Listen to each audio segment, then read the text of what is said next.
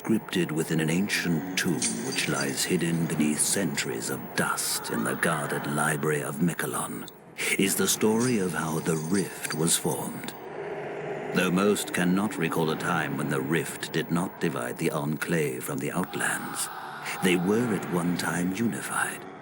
In that time, there were lands which were believed to bear the very essence of magic, for they were lush and prosperous. All who did not hold the secrets of the soil, which were protected by the Pact of G4, coveted these lands fiercely. The great demon, Vatar, knew that with this magic, he would be invincible. He would at last prevail over all.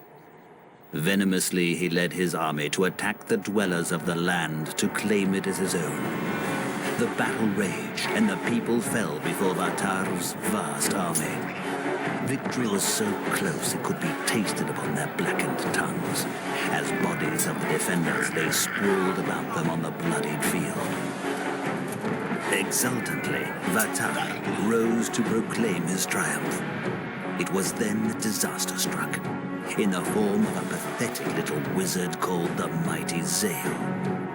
With a roar of anger and anguish, the wizard slammed his staff into the ground. The world trembled and then cracked, parting beneath Vatar's feet. With an outraged scream, the demon lord plummeted to the depths, to be consumed by the earth he sought to rule. A chasm grew from this powerful blast of magic, wide and longer than any could measure. It was too vast to be traversed, thus separating the people who fought against Vatar forever. The devastation on the faces of the defenders was a small consolation to the Dregatar, as they retreated to pray for Vatar's return. It is said that time heals wounds, and perhaps it is true. For in the centuries after the land was torn asunder, it appeared that magic began to knit them back together. The rift has grown smaller, and can even be crossed in certain locations. The Dregatar, driven by an age-old lust for the land that should belong to them, are now raising their hordes, building siege weapons, and preparing for the day when they may take their revenge and possession of the magic lands. On the other side of the rift, the people of Selenheim are strengthening their defenses. They know another war will soon be waged against them. While the armies are being gathered along the border of the rift, the head counselor of Arkmor, Mordessa, is making further preparations. Volunteers are being brought to her for special tasks, and there are rumors about an ancient force about to be awakened, one that has been slumbering for hundreds of years. And it is here that our story begins.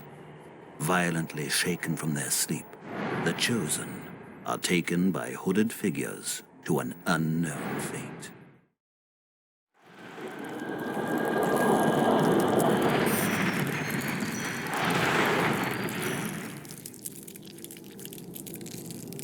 Time has come. You have been summoned here to do my bidding and prove your devotion to our cause. You should feel honored that you were chosen, for if you please me, you will be rewarded abundantly. However, should you fail, your reward will be eternal pain. Your first mission will be to bring me the Crystal of Eversea. It is located in the house that once belonged to Zurana, a former enemy who is now dead. The home is still guarded, though, and it may be difficult for you to gain entrance, but that is not my concern. The crystal can be found in the library. Bring it to me. It may prove useful very soon.